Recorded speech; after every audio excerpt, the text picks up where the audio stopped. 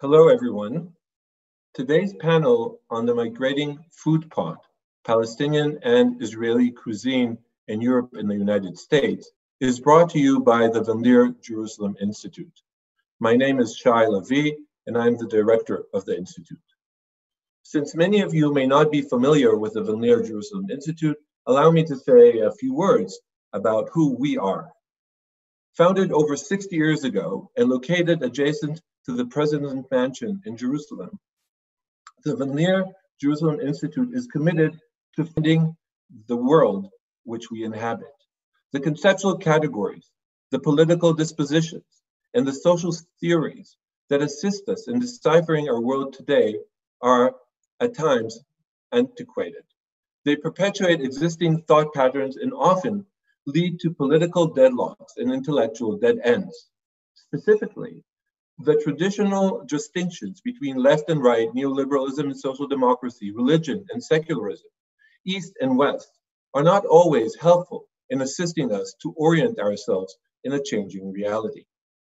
We at Van Jerusalem Institute believe that the role of contemporary intellectuals is to ask hard questions and to develop new ways of thinking.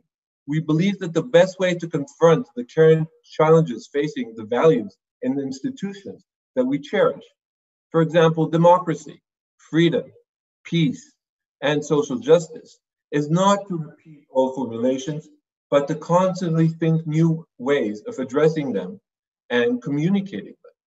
A good example is our series, Turning the Tables, Palestinian and Israeli Cuisine, which seeks to address the complex and at times painful relationship between Israelis and Palestinians, not through the familiar prism of security or regional geopolitics, but through the questions of culture and specifically of food. Food, as the renowned French anthropologist Claudia Roden has taught us, is not just something good to eat, but also something good to think with. The series is part of our general effort to think of Israel not simply as a country in the Middle East, but as a country of the Middle East. The splash that Israeli and Palestinian cuisine has made outside the region is a good place to start the discussion. I wish to thank the good people involved in making this series possible. Specific thanks go to Dr. Asaf David from the Van Jerusalem Institute and to Professor Daniel Monterescu from the Central European University, who together with his team envisioned this project. Thank you for being with us, and I hope you enjoy the food for thought that we have prepared for you. Thank you, Shai, and good evening, and welcome to the second installment of Turning the Tables, Palestinian and Israeli Cuisines on the Cutting Board. In this series, we propose an open and critical discussion of the political issues underlining the gastronomic field in Israel and Palestine. We assume that local cuisine necessarily intersects with the struggle for national self-definition and questions of cultural appropriation and gender representation. 50 years after the publication of Claudia Roden's iconic A Book of Middle Eastern Food, and 10 years after Ottolenghi and Tamimi's Jerusalem, we are witnessing a golden age of Levantine cuisine. More recently, the Palestinian table by Yerim Khassis and Sami Tamimi's Palestine both marked a new stage in the global receptivity to Palestinian cuisine. Indeed, Middle Eastern, Palestinian, and Israeli cuisines have experienced a global boom from London to New York, Paris to Berlin, Sydney to Beijing. More than 70 years after the 1948 war, which brought about the Palestinian Nakba and the establishment of the State of Israel, the diaspora has become another field of contention. Both Palestinian and Jewish societies have lively diasporas that maintain a fascinating dialogue with an imagined homeland. Can Israeli and Palestinian food coexist in the diaspora after failing to do so in Israel and Palestine? Has traveling overseas infused debates of culinary appropriation with new perspectives? The Palestinian and Israeli cuisines are truly going global, and tonight we'll try to understand the secret of this success. How does migrant cuisine integrate into local culinary culture? And what happens to the culinary politics of the Levant as it travels overseas? Today's session is entitled The Migrating Food Pot, Palestinian and Israeli cuisines in Europe and the US. But before I present the speakers, it is my distinct pleasure to thank the Van Leer Jerusalem Institute for sponsoring the series and acknowledge the steering committee members, Yair Yosefi, Noah Berger, Basma Fahoum, Gal Ben Moshe and Omar Elwan for the dedicated work. The participants in today's roundtable are Reem Qassis, author of the Palestinian Table Speaking from Jerusalem, Yotam Ottolenghi, chef and food writer from London, Gal Ben Moshe, chef and owner of Prism Berlin, and Claudia Roden, cookbook writer and cultural anthropologist, London. My name is Daniel Monterescu, and I'm an anthropologist at the Central European University. I will moderate this debate alongside Ronald Ranta of Kingston University, London. As we were advertising today's event on social media, we experienced a wide array of reactions. While in Hebrew language Facebook groups, several comments suggested that there is no such a thing as Palestinian cuisine, we were equally informed in English language groups that Israeli cuisine is nothing but a figment of the colonial imagination and a stolen heritage. The somewhat surreal debate begs the serious question: if there is no Israeli cuisine, what is the food that Israeli restaurants serve? And if there is no Palestinian cuisine, how come it tastes so good?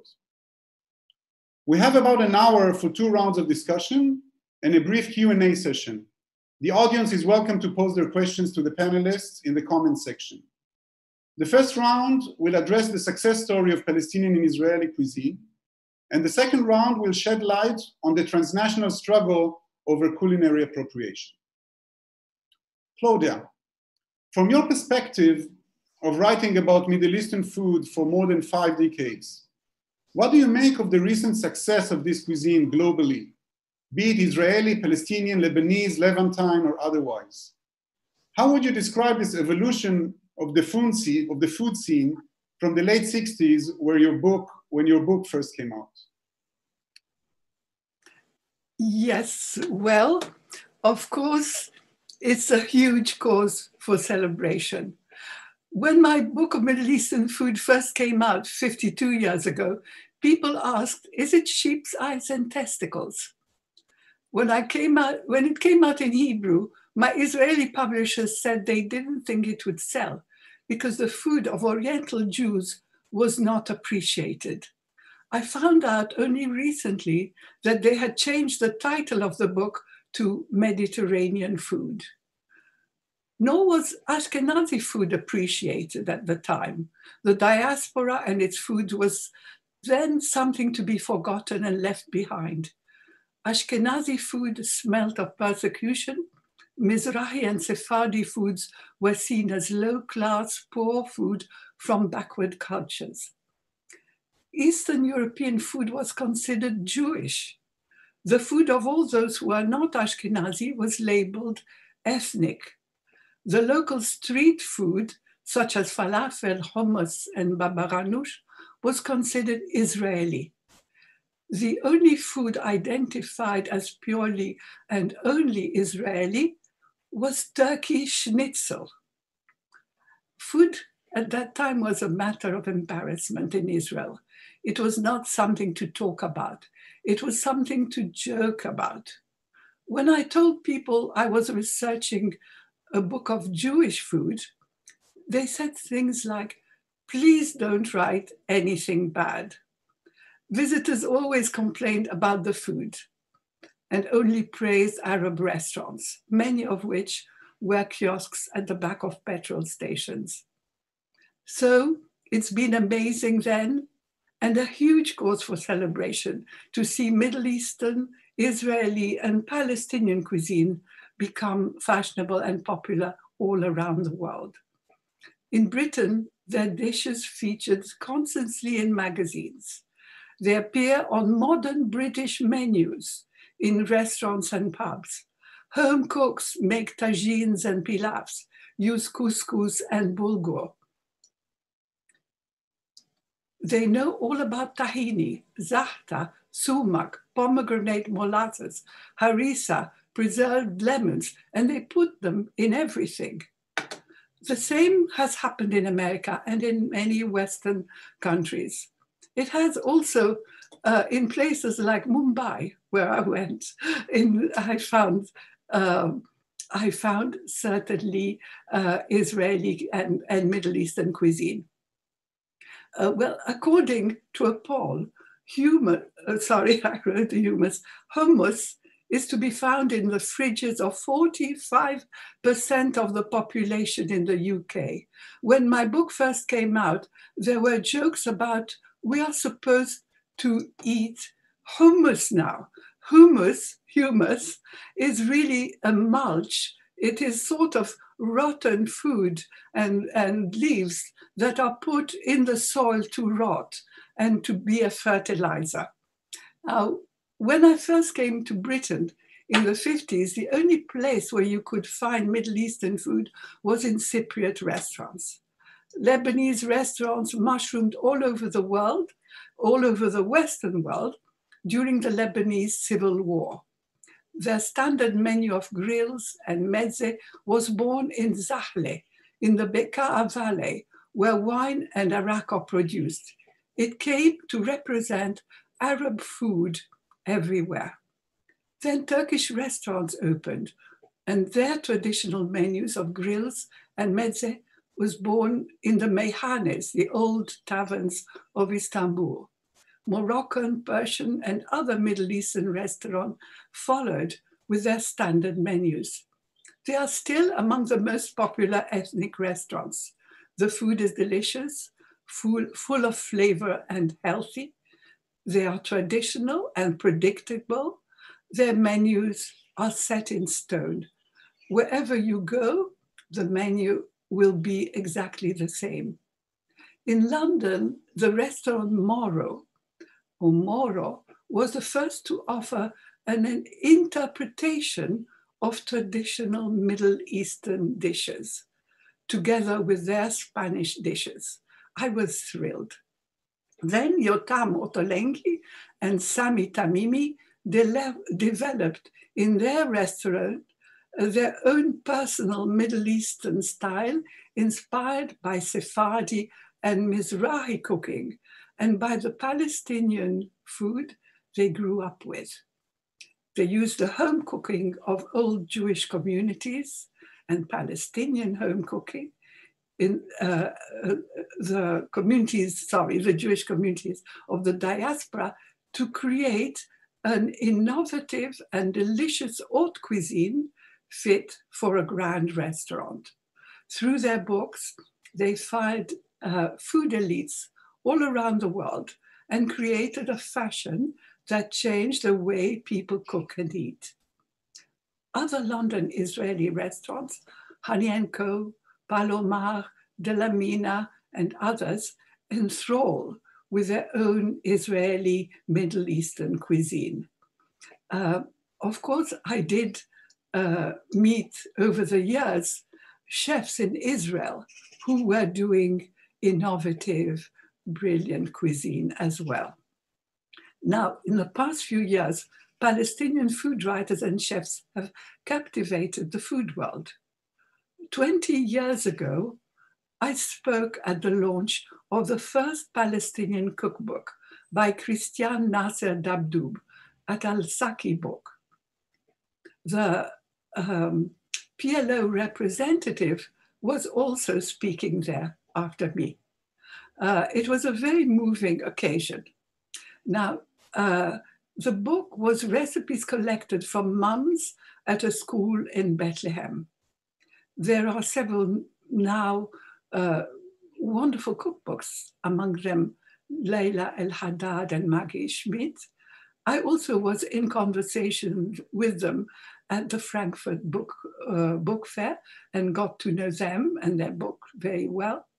There's Judy Kala, of course, Reem Kassis's wonderful book, and Yasmin Khan's, and Sami Tamimi and Tara Wigley, Palestine is just out. Now, our new global elite and their food culture, there has been, of course, a great explosion of food as it has in Israel, but it has in all over the world. Now, that is a particular culture that encourages innovation and creativity. And it's constantly looking for new things. And because it depends on fashion and fashion changes. But at the same time, it yearns for and cherishes authenticity, home cooking, regional, traditional, local, seasonal, sustainable, ethical. And they can find all that in Palestinian cookbooks. The Palestinian authors record recipes as they are, so they don't disappear, and to honor their society. They are, as Falastin's subtitle says, a love letter home. Their books are also a window into the life of their people in an occupied land. They are a way of making the world know that Palestine exists. Thank you. Thank you, Claudia. It's fascinating to realize how central alcohol was in the history of Levantine food, despite being contested and often considered to be a marginal element in the meal. Yotam, the culinary encounter between Israelis and Palestinians takes place in the diaspora, where the yearnings to the homeland are amplified, but also where new partnerships are forged and new ideas ferment. How did your food project and your partnership with Sami Tamimi materialize in this minefield? What does the distance from the local terroir make possible abroad, and what does it disable?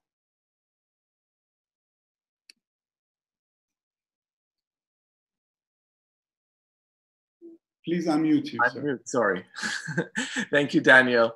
And thank you, Claudia, for your kind words. It is a minefield, the business of operating in a partnership, a Jewish-Palestinian partnership, as Sami and I have been operating for a while. But we haven't really experienced the same level of repercussions that we would have experienced, I think, otherwise. So, to be honest, our collaboration actually just started from a friendship. Sami and I met more than 20 years ago in a place that didn't serve any Middle Eastern food. It was a small bakery in central London that served mostly patisserie and bread, and Sami introduced food that I wouldn't even call Middle Eastern. It was a whole lot of things. Sami is very good at cooking Italian, Californian, food from all over the world. And the label was not necessary at the time because it was kind of pre-labeled. It was in the late 90s. And we developed a really close friendship. And then when I was about to start my business in the early 2000s, quite late in the day, Sami decided to join. And we started cooking food that we really didn't give a title to. You know, I was mostly doing the patisserie, and Sami was in charge of the food. And and as I said, a bit like in Baker and Spice, where we worked before, it was more or less a representation of where we were at the time. You know, I was really into patisserie, and Sami was cooking this mixture of cuisines that some of which were quoting things that he would have at home.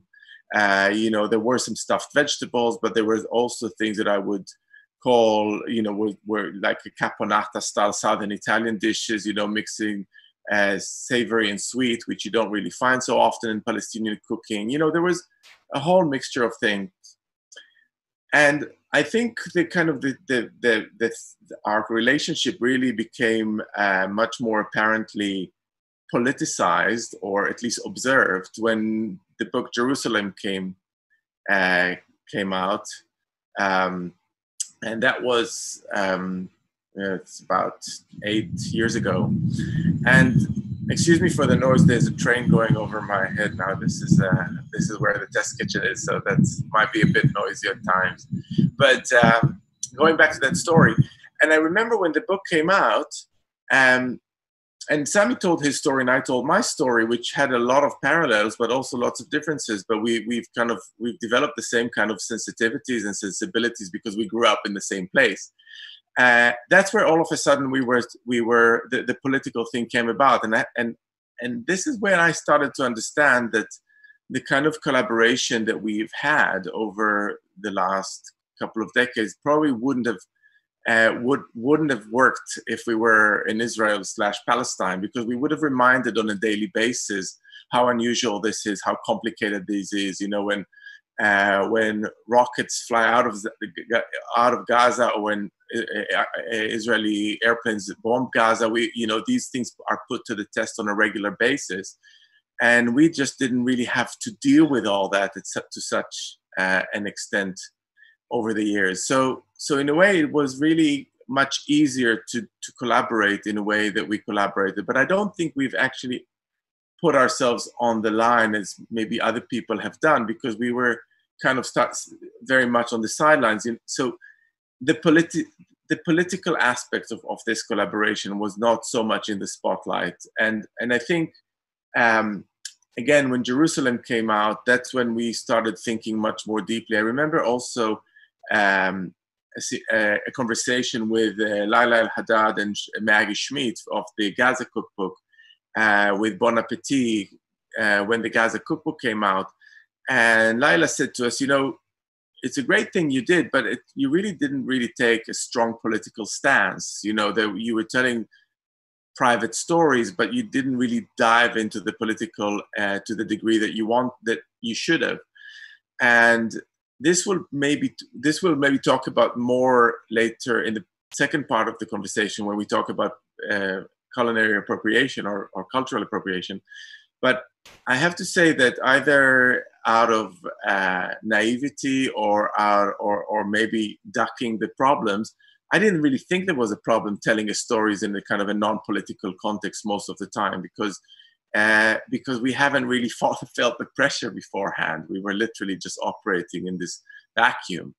And I felt since then it was much more important for me and for Sami to present something which takes a bit more of a political standing, which goes back to, now brings us to Sami's book, Palestine, which he has written with Tara Wigley, which puts much more emphasis on the stories of the actual people of Palestine, on their backgrounds, or where dishes come from, on their origins. And I feel it is extremely important as a kind of a closing of the circle to have told this story as well, because the world has really shifted. And what Claudia has been talking about in detail, that kind of shift that we've had here in London and in other parts of the Western world, from where people were accustomed or introduced to Middle Eastern cooking first through the prism of Cypriot or Turkish or Greek food, then through Turkish, then through Lebanese as a very kind of generic term to the whole food of the Middle East, which really doesn't really exist, and then through Israeli and Palestinian food. That is really, we've almost like learned to specialize, and through specializing, a lot of political questions have come about. And you find that wherever you try to specialize, the political questions come about.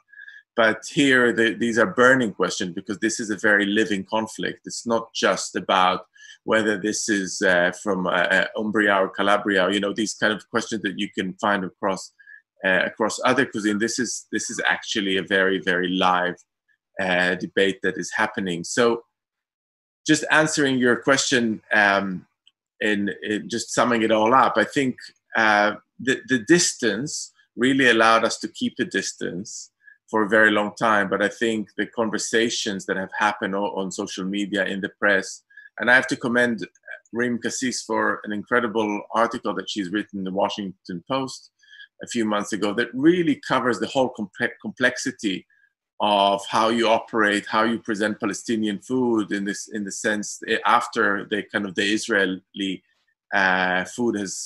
food has received all the accolades for much of what is Palestinian. I think there is a lot to say for Israeli food, as the way it has evolved over the last couple of decades and what things have been done, but much of it is Palestinian. So I think it's really important to make order in the disorder and try to give things the right name and try to explain in a kind of a bit rational manner what has been happening. And I think Claudia's introduction was incredible because it really does tell the story. And it's really nice that all these Palestinian cookbooks are out now, quite a few of them, but you don't see as much in Palestinian restaurants as you see that representation in restaurants as you do through the book. So I think this is maybe the next wave to be looking forward to.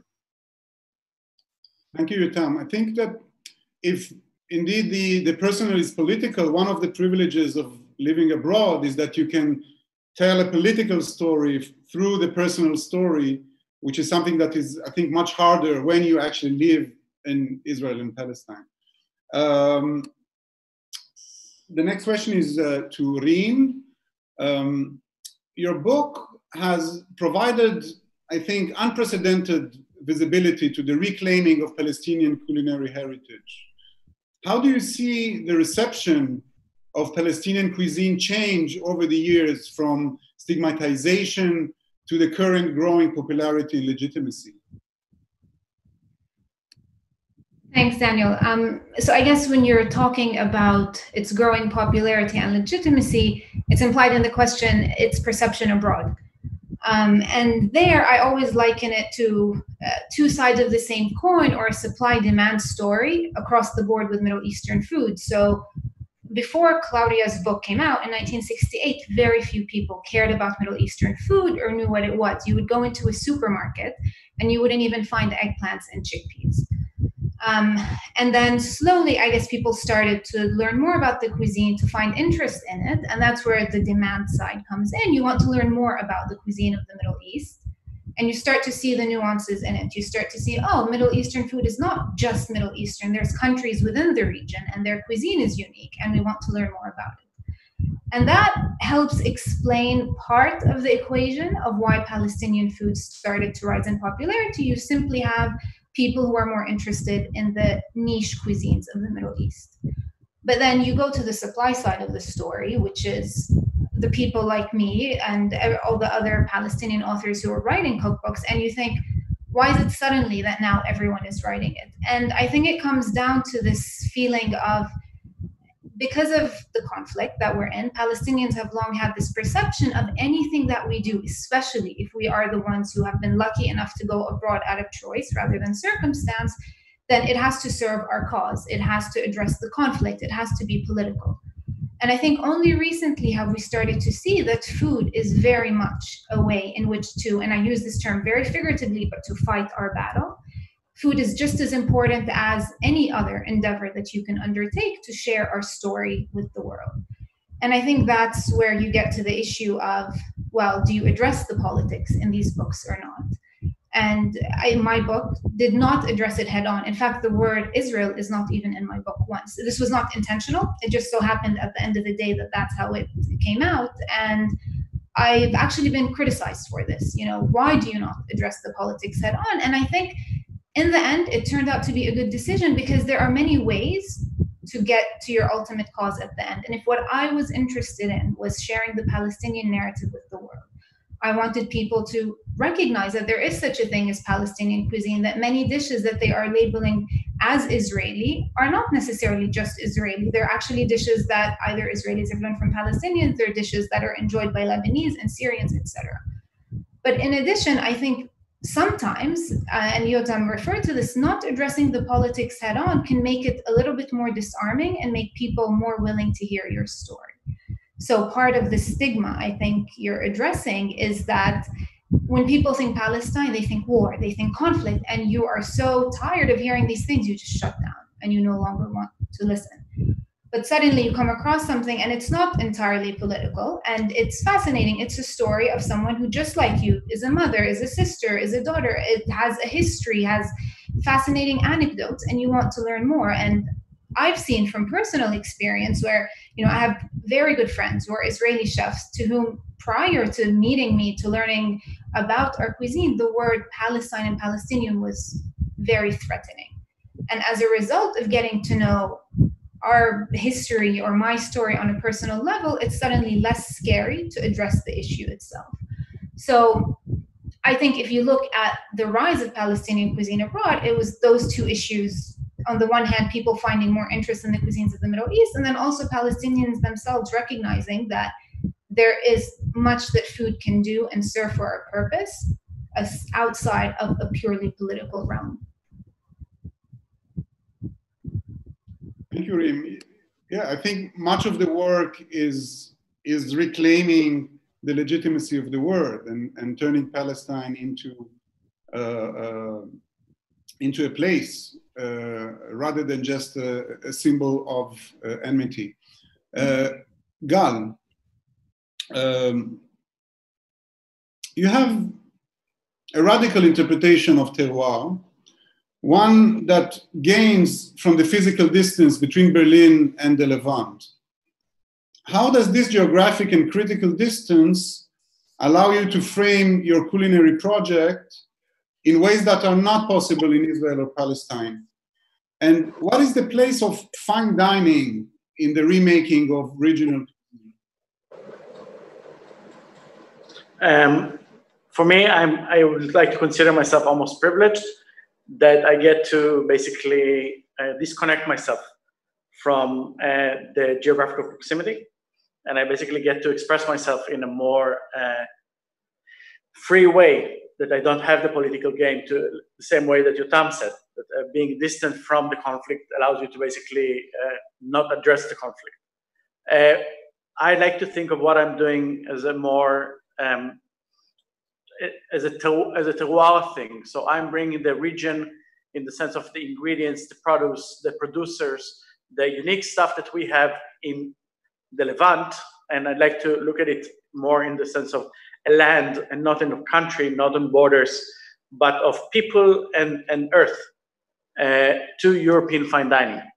And this basically has is kind of nice because I get to explore the even exotics of it. So for me, the privilege is to, because I'm doing fine dining, not to think about it as hummus and tahini and labane, but think about the more unique ingredients like khubeza and jamid and akub, and to kind of get these ingredients into the fine dining, which I think is unique.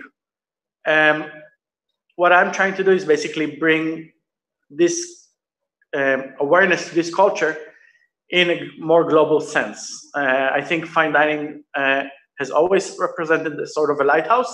Obviously, Claudia and Rim and Yotam are legends, and I'm probably the only person in this panel who haven't written a cookbook or a book about food.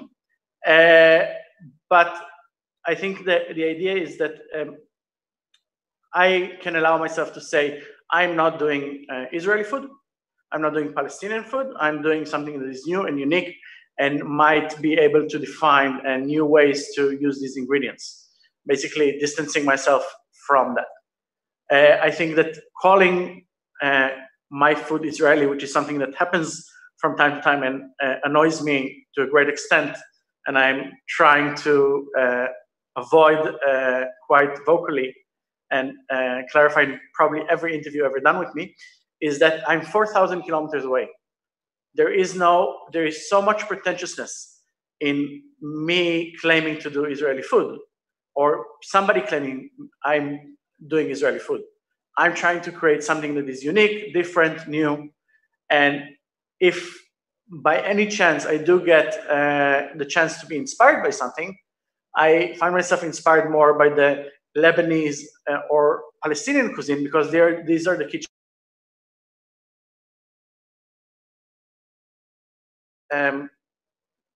Israeli presence in the Middle East, the Zionist movement exists for 150 years. There is no historical background to basically create a kitchen from that.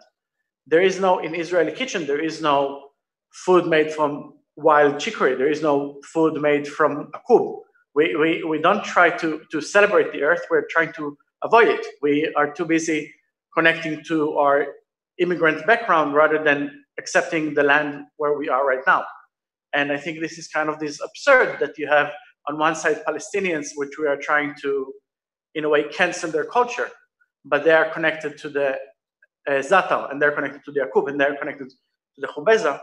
And Israelis are, sorry for the a bit radical perspective, but sitting on hilltops and saying, God gave us this land, but we don't know what's growing under our feet.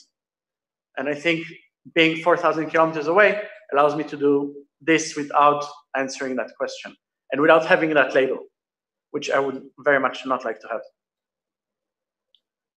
Thank you. And I might add that not depending on Israeli clientele gives you not only the creative freedom, but also the expressive freedom to express political critique that many Israeli chefs are unable to publicly for obvious reasons. So, Ronald?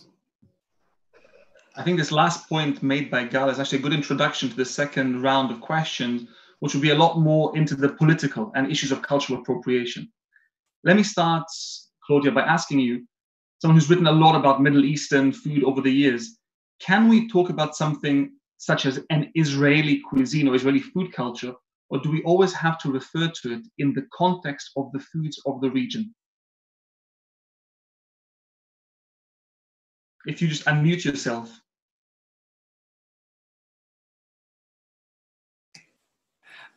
Yes. Well, I think, yes, there is a lot of talk about, is there such a thing as Israeli cuisine? And there isn't actually, because it's a changing thing that has, over the last few years, changed constantly for various reasons, of mainly the people who have gone in the food trades or who have been chefs or who have been in the catering world. And they have influenced what has been going on there. But I think people have been really wanting to create, at one time, I remember people wanted to create something that was biblical. They wanted to look at everything that was mentioned in the Bible. They felt this could be the cuisine. And there has been a constant talk or between chefs into finding something. It was something that was being looked for. And it hasn't been something static that one can say, this is Israeli cuisine. I must say I was thrilled when I got to meet chefs in Israel who were doing food that I recognized, that I knew, that had been something that I had researched in either Jewish food or came from my own background. And it had been something that women did.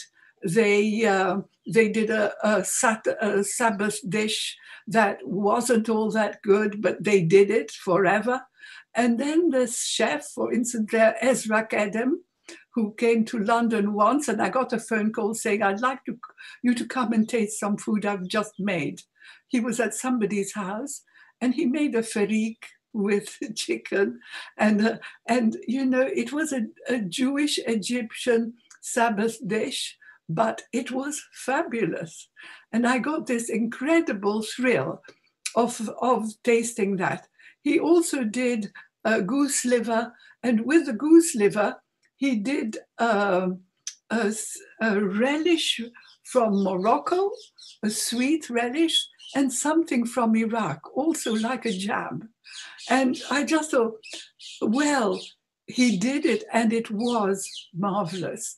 And I have been at several chefs in Israel, and I've also been thrilled to see what they have made out of what was once a cuisine, that even the people who made it sometimes told me, well, when I ask people, you know, specialists, what is the most Jewish thing of Morocco? And they said, well, it's this, but it's not very good. It doesn't taste very well, but we do it. And so there was this thing where you could extract the best and make it the best. Thanks very much for that. Yotam, you mentioned earlier how you basically almost avoided, either intentionally or unintentionally, the political. Now, since your restaurants have opened up in London, we have a whole range of new restaurants opening up in London, but also elsewhere in the world. Some characterized as Israeli, openly or not openly. So obviously this raises the question of issues of cultural appropriation. How do you understand or see this issue? And particularly in the context of Israeli and Palestinian food? Yeah, I don't really have a very clear answer. I think there's a lot of gray area in this. And we want to give a very clear answer, and I've always wanted to have a really clear answer. But I think it's just the nature of what we're talking about. Is the train making lots of noise? Oh, it's okay. Yeah, I'm aware that. I find it very difficult to, when we talk about things that are core to the Palestinian or Israeli culinary world, I find it really difficult to say, okay, Claudia does that really good in her books. She makes these interconnections, we've got this version here and that version there. They're slightly different,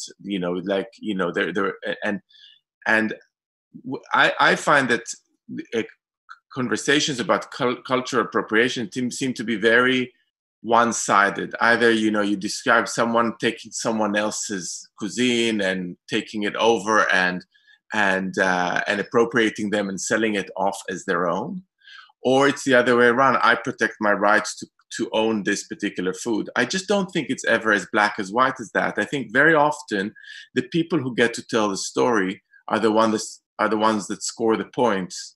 It's about point scoring. It's not always about appropriation. I mean, everybody has the right to eat these core ingredients. Anybody can eat anything, really. There's no problem to eat and cook this. The question is who gets to score the point, who gets the capital from that. And I think in the Israeli-Palestinian context, it's very unbalanced, right? So it's maybe this conversation now, things that come out of it, show that this scale is starting to tip a little bit. But for a very long time, particularly in North America and Europe, you'd seen Israeli restaurants that call themselves Israeli getting all the credit for these dishes that are very much core dishes of various countries in the Middle East and none of the others.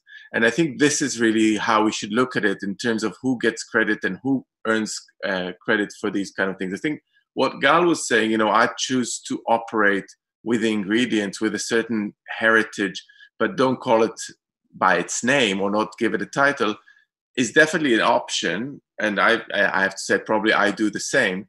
But it's kind of a little bit, I guess becomes infuriating when you look at things that are become core Israeli, right? Like Israeli couscous, that you read that and you go like, what's that all about? Why isn't something else? And I think these are very considerate geopolitical things to talk about. I mean, why is it that a Palestinian restaurant cannot call itself Palestinian in America, but can do so in Europe? I mean, these are, we know the details of the Israeli-Palestinian conflict over the years, and we know the sensibilities and sensitivities, but it's tough. And I think talking about it and saying it as it is the best way around it. And I really don't think there's a black and a white in conversations about cultural appropriation. I think the question should be addressed in the sense of what is the price that we're paying? Who is the victim, if there is a victim at all? Sometimes there's just no victim. You can appropriate something. I can go and do my version of cacio e pepe and no Italian victim there, right? Everybody is totally happy for me to do all these things. But if someone else has gone throughout their lives eating something, and the only people that he hears speaking about it are not his people, but other people, no matter what kind of conflict. You see that in America, in the Mexican context as well.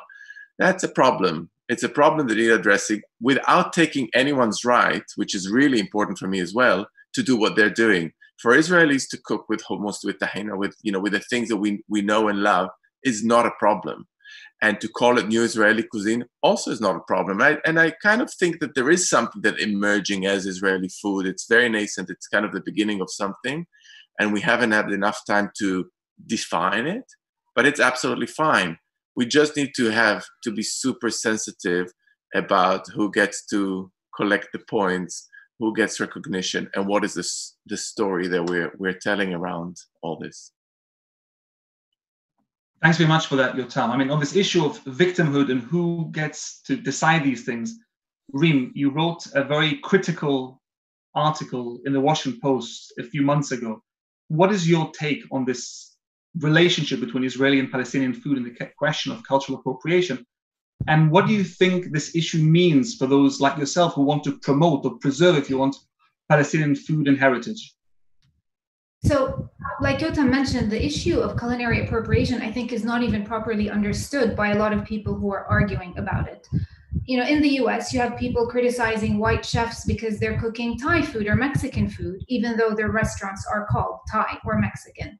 And here's where I think the Israeli-Palestinian issue is very different. I don't think Palestinians have a problem with Israelis cooking their food or with there being restaurants called Israeli. I think the problem comes with denying where these dishes have come from.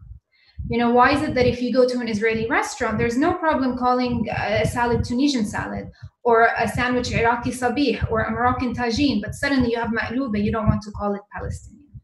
And there, it's obviously an issue where the word Palestinian is very threatening in a way.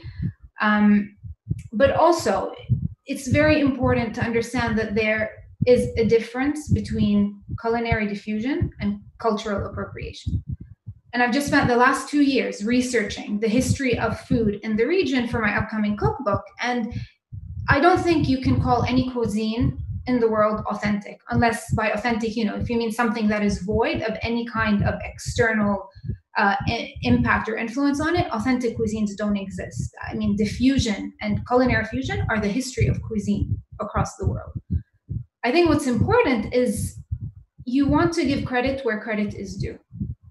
And for Palestinians, it's the real crux of the issue is when Israelis do not give credit to Palestinian cuisine, it is seen as a proxy for a much bigger issue. It is basically seen as not only an attempt to deny the food, but an attempt to deny the very existence of a Palestinian population. Look at Syrians, look at Lebanese, look at Jordanians. We all eat the same, you know, we all eat hummus, we all eat falafel. Nobody argues over who owns it, who created it. Yeah, we argue over who makes it better, but nobody is fighting about who owns it. With Israelis, I don't think if there were an end to an occupation, if there were a just solution to the issues that we have, I don't think anyone would care anymore if you called hummus Israeli. The same way no one cares if you call it Lebanese or call it Jordanian or Syrian or what you want. But a lot of the issues arise because people get into heated discussions without understanding the history of the region. And Ronald, your articles are the ones that have actually informed me a lot on this, which is the migrants to Israel here has started happening long before 1948. And they lived peacefully side by side with Palestinians. They learned a lot from them. They had this connection to the land. That's why it was dishes like hummus and like falafel that the Israelis adopted much more quickly. And that's culinary diffusion. Appropriation is when post-1948, and more so now, abroad, these dishes are served in restaurants without any heed or mention to where they were learned from. Thank you for that really amazing answer, Reem. I mean, actually, that really leads quite nicely into my last question of this round to Gal. I mean, your approach to food, can we view this kind of approach as a way of transcending this question? And what is your take on this issue of cultural appropriation as someone who's trying to do something very, very different and someone who openly discusses the ingredients and the influences? I think the problem is multi-layered in this. I think 100% agree with what Reem said, and I think it's much worse than that because it's not only cultural appropriation. In a way, it's cultural humiliation.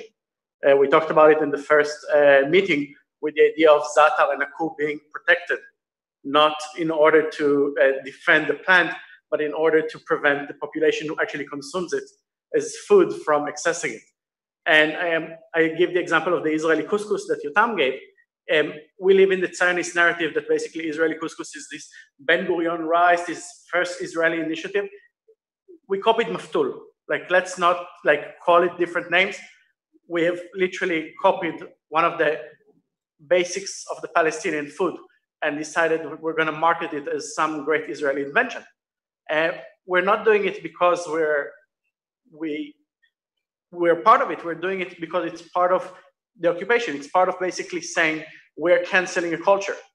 We don't recognize them for existing. There are questions in the chat section, basically people asking, what is Palestinian food? Well, if you wouldn't be busy culture canceling, you would know that basically for the area that is inside Palestine, what we would call today Palestine, there's Arabic food that is unique to that region. That there is Arabic food that is made in a way that is unique to that region. But we don't care. We don't care because we try to ignore it. We try to ignore that problem. We try to ignore that problem since 48. We try to ignore that problem since 67. And we try to think that it doesn't exist. But if we think it doesn't exist, doesn't mean there is no kitchen. Doesn't mean there is no 4 million people living side by side with us. And that's the problem. And I think that the problem is that Israeli chefs take this Palestinian food and take this Arabic food that from cultures that they come from, and they say, hey, we're just going to basically import that into Europe and basically call it Israeli food. And we're gonna basically teach our cooks, instead of how to cook, we're gonna teach them how to create atmosphere. What Israel is exporting as Israeli kitchen to restaurants in Europe and to the US is not food. We're not creating something new and selling it. We're creating atmosphere. We're creating chefs that are using spoons to drum on casseroles, and we're pouring arak on charcoal grills to create atmosphere and loud music and a very vibrant atmosphere. This is the product. This is Israeli cuisine. This is what do you sell in an Israeli restaurant? You sell atmosphere. You sell atmosphere with Palestinian food, and you call it an Israeli restaurant. And I think it's a joke. And I think it's more than cultural appropriation. I think it's cultural humiliation. And I think there comes a time where chefs need to say, and I know Israeli chefs who do that, and say, what happens in my land is Palestinian food. And I get inspired by it, and I throw homage to it. And it comes from mutual respect and mutual creation and mutual understanding, and not from strength, and not from, they're not going to say anything about it, so I'm going to take it and make it mine. And that's the problem. Thank you very much for that. Thank you very much for that, Gal. Just a quick point before I start taking some of the questions from the audience. Yeah, if you want to ask any questions, please write them in, and I'll try to pick up as many as possible. Let me start with the first question, both to Yotam and afterwards to Claudia. So the question that Brittany has written about your book, Jerusalem, Yotam, she asked whether there was an intentional political part of the book of emphasizing this discourse of cultural overlap and symbiosis in the cultures you present in Jerusalem. You have to unmute yourself. I always forget to unmute myself. There is definitely, the point was, I think, you know, we've talked about the metaphor of the love letter.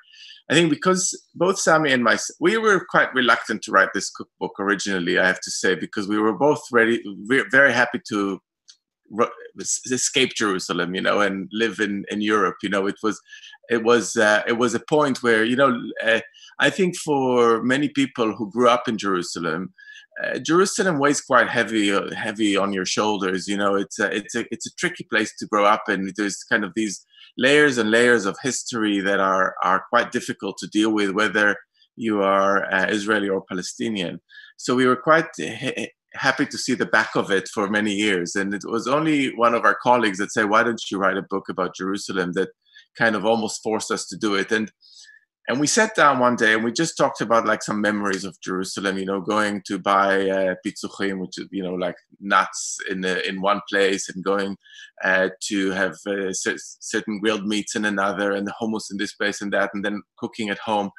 And in a sense, this was the most apolitical conversation that we've ever had. We just talked about that a person can have. We were just literally talking about food memories that we had. And this informed the book. And so the answer is yes, it was about a way for us to, it started off from a conversation that morphed into lots of dinners that we had together where we were cooking to each other things that were of our childhood. And we took a lot of liberty with the subject matter. Not many of the dishes are extremely traditional, and none of them kind of, as I said before, belongs particularly here or particularly there.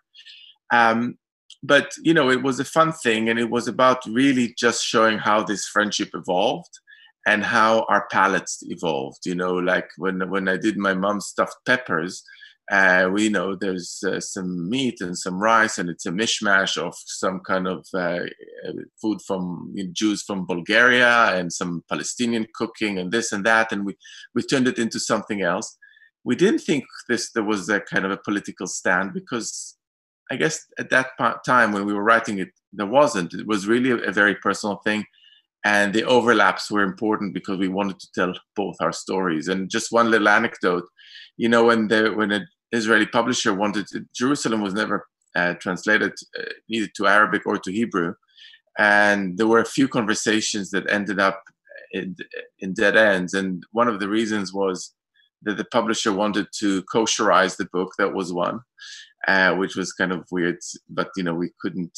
For me, it was like, you know, go without saying. And then the other one wanted to remove some images from the book, and I still don't know what images those are. I can only imagine. But I remember Sami and I having conversations. Why would anyone want to move images from the book? You know, images of people in Jerusalem. And I mean, that was the extent of the conversation that we had. So it just goes to show how difficult it is to stomach even just images caught on the streets of Jerusalem as representing, you know, the city. Thanks very much for that, Yotam.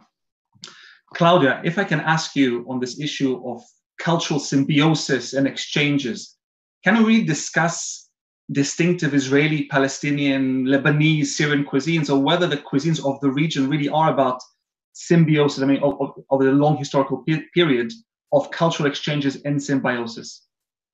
Yeah, well, when I wrote the Middle Eastern book, a lot of people criticized it. There's no such thing as the Middle East. And at the time, we didn't know what to call it. I didn't know, neither did my publisher. It was started as with the people who left Egypt. And they were actually from all over the Ottoman world. And the Middle East and the Mediterranean, and they were a mixed bag. And so that mixed bag got the idea. But I did go on wanting to research further.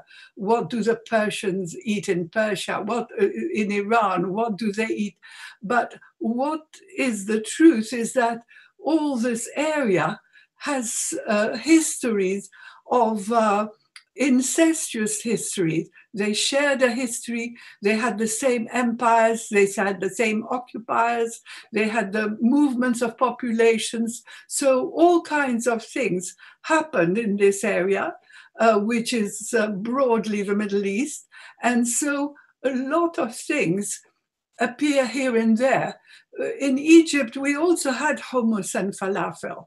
And my recipe for hummus in my book was given by my aunt who came from Aleppo. And this is what it was. And so I can't feel that I've stolen something from anybody, because this is what came to us. And you should see the people who gave me the recipes, how deeply they cared for them. But I have to say that now I see so many English people eating all the things, and are you going to blame them for eating hummus and for selling hummus and for making a mess of hummus? Because now there's about 15 different kinds of hummus that never existed anywhere. So this is what I feel. This is happening. And so I can't feel, but I can feel the hurt, the pain that the Palestinians have. And I feel that they have to be, their position has to be changed. They must not be occupied anymore. They must not be victims. That I feel strongly, but I don't feel at all that when I go there and eat their falafel, I think it's not as good as the Egyptian falafel. And so, they're so proud of their falafel, but the Egyptian falafel to me is much better. So this is what I do feel, and I do know that even I find I'm thrilled by the food that I find from all over an area.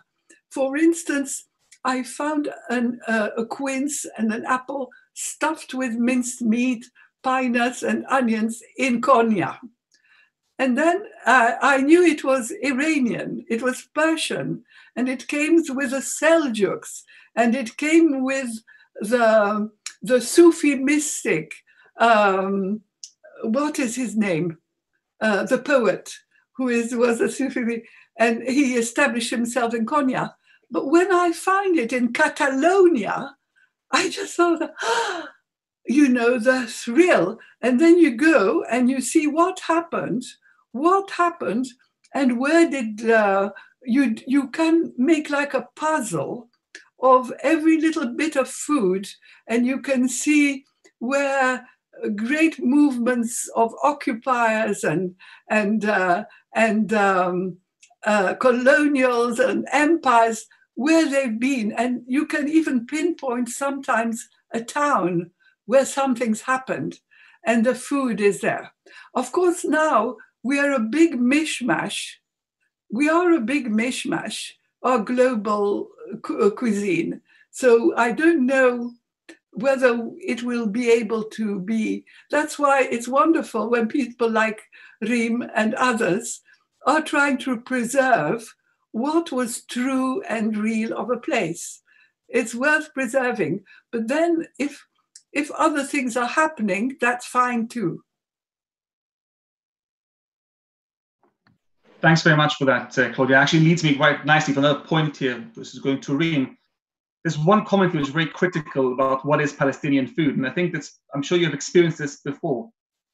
What is your response to those who say that Palestinian food is simply the food of the region and not specifically that of a national group?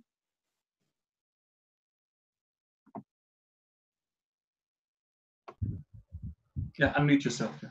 I did, I think. So I think it's perfectly fine to look at the cuisine of a region and say that it's regional, because the entire idea of a nation state is a relatively recent phenomenon. It wasn't until the late 18th, early 19th century that you had national cuisines. Even within Palestine itself, you find different areas that have different dishes that are very native to that specific region. And the Levant in general, like Claudia was saying, I mean, if you go far back in history, it's the start of civilization here. You can trace the impact of every single empire, every single occupation that has influenced the food. Daniel, I sent you a quote this morning that has really impacted the work I do now about how every civilization that has passed through this country has impacted the food there. With that said, there are absolutely dishes that are Palestinian, meaning that it is only the population in this specific geography that cooks them in this particular way. Yes, you might find commonalities, because food is what at the end of the day? It is your geography, your landscape, your native flora and fauna impacted by your culture, your religion, your socioeconomic status. But dishes like ma'loube, dishes like maftoul, dishes like msakhan, like idre, these are all dishes that are native to this specific country. Now you can get even more granular, and you can say idre is actually to Hebron. Sumaiya and Da'a are to Gaza. So if you want to point to what is Palestinian food, you can very much point to these specific dishes. I won't come and tell you hummus is Palestinian. Hummus is shared, falafel is shared. Most of our cuisine is shared because we share a similar geography, a similar religion, a similar influence throughout history. But but you can absolutely find dishes that are very particular to Palestinians in this area. Thanks very much, Rim. Gal, it's a question for you, for Joel, about what the potential of your approach with regards to kind of changing the discourses of the conversation about this food and about culinary traditions and terroir. I want to start by saying that I really admire Claudia for taking responsibility for dessert hummus. I really didn't think anybody would take responsibility for that. And she basically came out and said, chocolate hummus is because of me, and that's admirable. I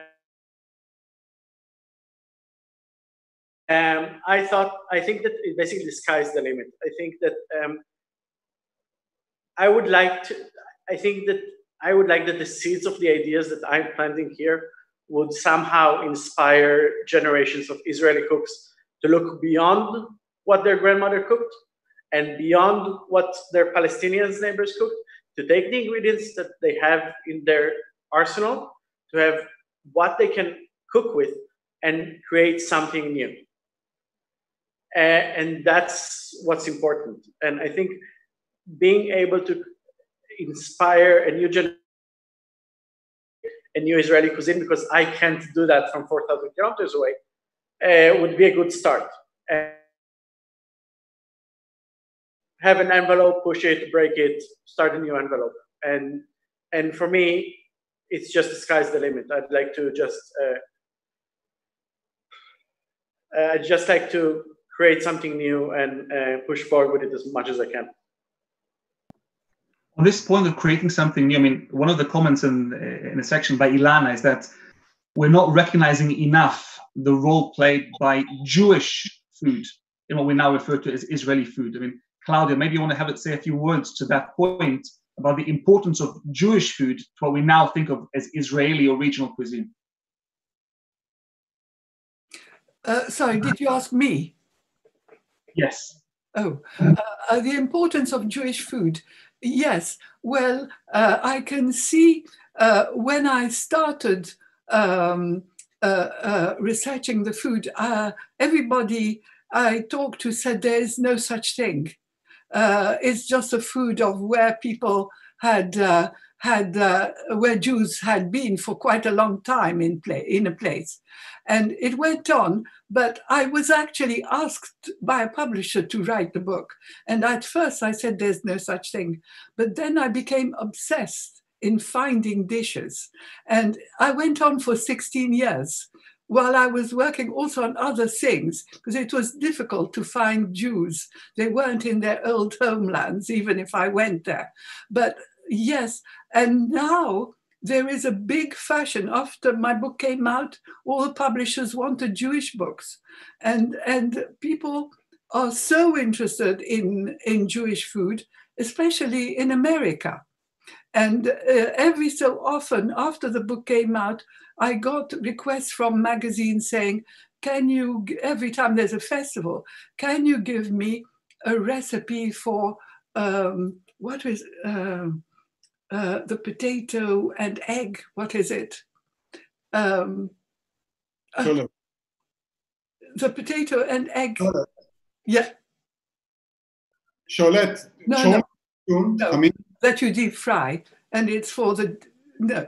Anyhow, it's a potato thing, but they call me and they say, but can you do it with courgettes, with zucchini? And I just say, no, you do it with zucchini. But if I did all this work, for all these years, I wanted to write every word that people told me they did. And I went and find out from others. What was amazing was that although there were no books, there wasn't a single cookbook in Egypt at all, either Egyptian or Jewish or anything. But people went on doing traditional food exactly as each other. In those days, nobody wanted to be original or unique or different. Some people kept telling me, I'm doing differently. And when I said, what do you do? And what they did, they fry the onion a bit longer, so it's darker. So that was it. So I did feel, to me, it was important to keep something. But now I can see in America, it's a bit like the hummus, that you can have a ball with it. And it doesn't need to have anything to do with what the original. All you have to have is something that's deep fried. Okay, do it. But you can have fun, and why not? But it's good to have what was, but you don't have to do it.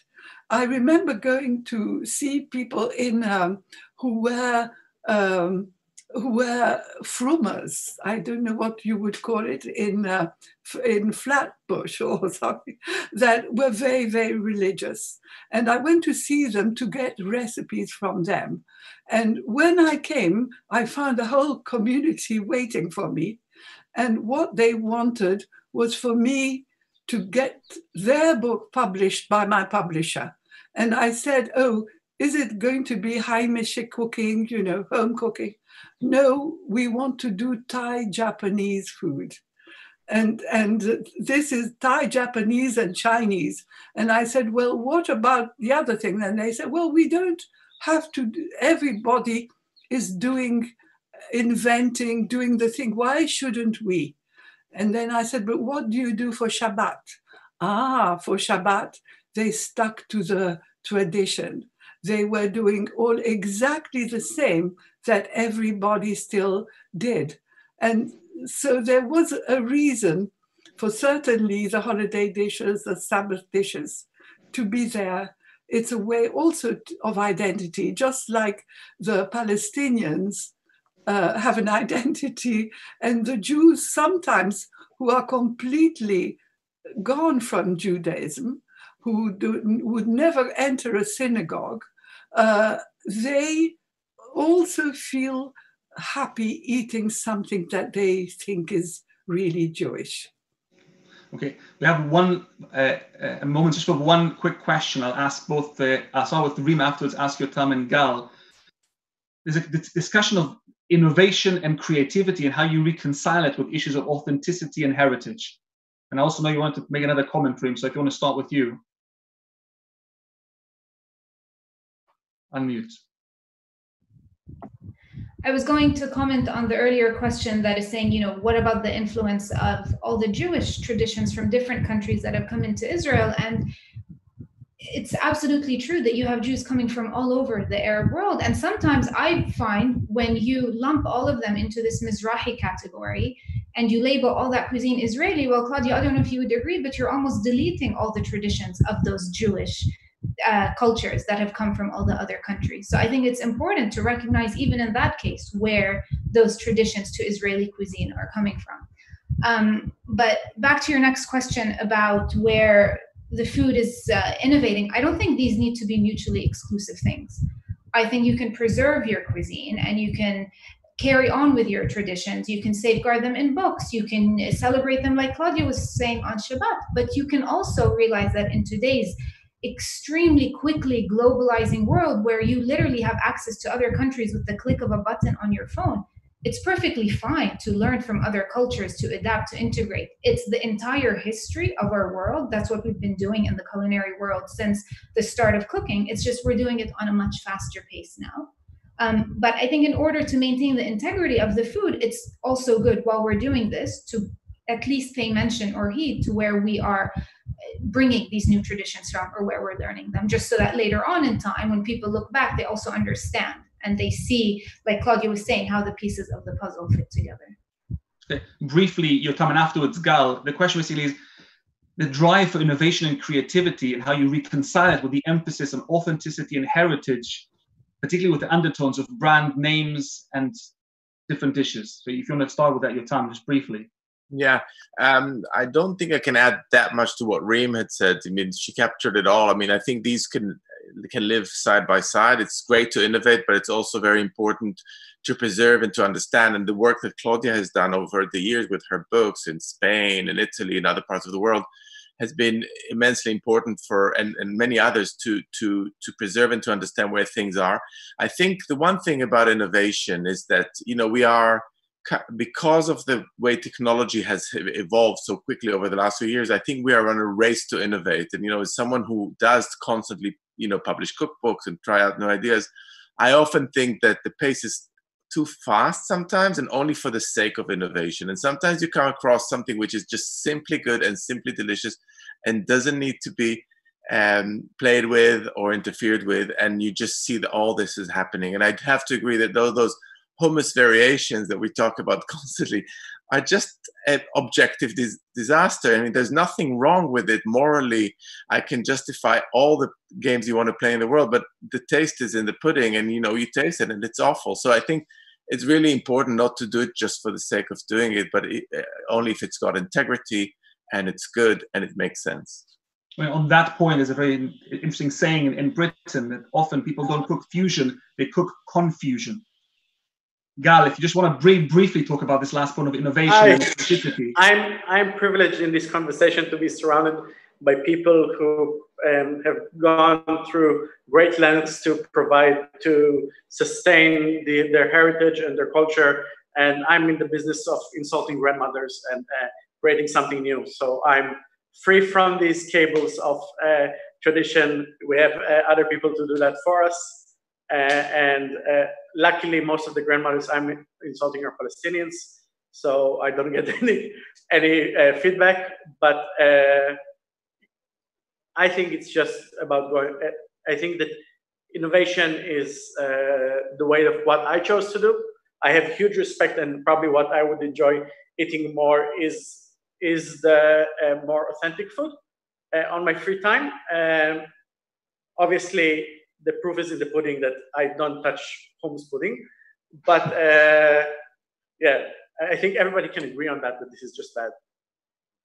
On this point of hummus as a dessert, I think it's a good point to end the conversation, before we go any further. So just before we end this session and thank our really incredible speakers, let me just let you all know that on the 14th of July, there'll be the third event in the series. The event is titled Urban Terroir, Jaffa, Tel Aviv, Nazareth, and Haifa.